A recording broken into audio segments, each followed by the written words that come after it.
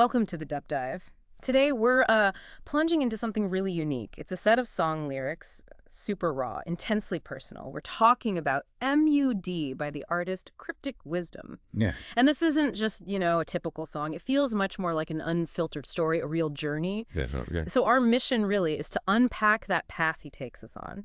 It goes from like past struggles, serious self-doubt, all the way to this surprising clarity and kind of hard-won self-acceptance that seems born from some tough times. It really is compelling. It's like these lyrics give you a window into that search we all have, right, for peace of mind. Yeah. And he even says it himself, doesn't he? I've been on a search for peace of mind, but even I get a bit uncomfortable at times. That honesty about the discomfort. Exactly. Yeah. And that central idea of the mud, it's more than just a symbol for, bad stuff. It's like the actual place where the growth happens, the messy, difficult crucible where he finds himself. Okay, so let's get into that. He starts with this incredibly upfront admission about, falling off track, no holding back, fell off the grind for the love, for the drugs, for the church, for the whores, them gold diggers with them dark auras. Wow. I mean, that's putting it all out there. Such a raw look at those diversions. It really is. But then almost immediately you get the emotional consequence. Fast forward, and I'm still I'm just mad bored looking at my life like, what did you do that for? Yeah, that mad bored part is interesting. Isn't it? Yeah. After all that chaos, you'd expect maybe something else, but it's this like flat, empty feeling, a different kind of unease. It's almost like the adrenaline's gone and the reality hits. Exactly. What does that sort of emotional crash tell you about where he is mentally at this point? Well, that sharp turn from all that activity to just sadness and boredom. It's very telling, I think. It's that moment, the high wears off and he's just left staring at his choices. And he admits it, right?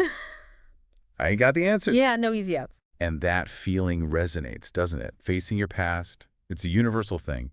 The lyrics dig deeper into that conflict, too. Right, the line's about, ask me all about my past. Another lie. Maybe I should face it.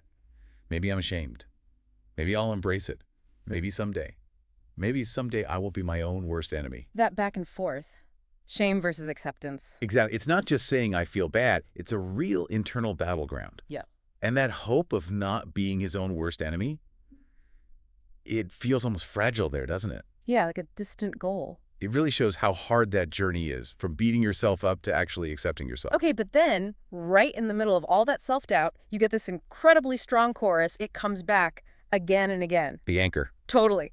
I've been through the mud. You ain't gonna hear me say I'm perfect. Never been enough. For you, it's fine. I know that I'm worth it. Powerful. It really makes you stop and think, doesn't it? Like, what does it mean to just own your messy experiences, your flaws, instead of chasing this impossible idea of perfect? Well, that shift is everything, isn't it?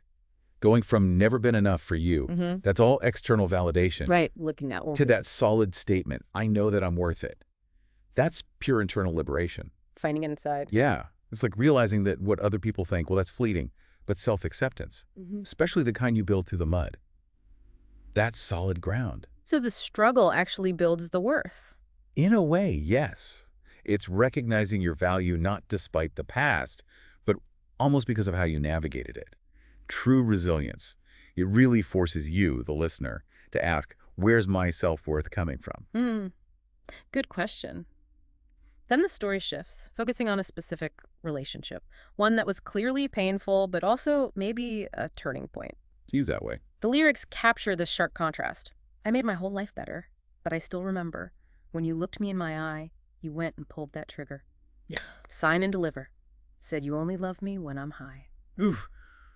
That's harsh. Brutal, right? It's like this memory of judgment trying to drag him back down even while he's trying to improve. But then compare that memory to where he says he is now. Now I'm on the top, higher than I've ever been, and full of sin. But I would rather be me than you and be full of shit. Wow. Okay. So like authentic imperfection over Over-perceived hypocrisy. Yeah. He's choosing his own flawed reality over what he sees as someone else's fakery. The stark choice. And what's really cutting edge here, I think, is how he finds clarity right from the end of that relationship, he says. Don't get it twisted. Yeah, that part. Don't get it twisted. I do forgive, but I was never your responsibility. Somebody you can fix. Which is interesting, that need to be fixed. I will admit, I did like it a little bit. Because when you split, you forced me to look at how I live. It's Yeah. like the veil draped over my wig, lifted and gifted me the clarity to win. So the breakup was actually a gift, unexpectedly. In a really difficult way, yeah. It sounds like it forced this moment of self-confrontation. Tore away some illusion, maybe? Lifted the veil, like he says. Exactly. And led to this understanding he couldn't have reached otherwise. It's a powerful reminder that sometimes the toughest things, Yeah. they're the catalysts for the biggest growth. Real insight can come from painful places. Yeah, absolutely. Then the lyrics take another turn into some really raw, kind of stark lines about a cycle he was in. The part about, My dew came from my woes came from my hose.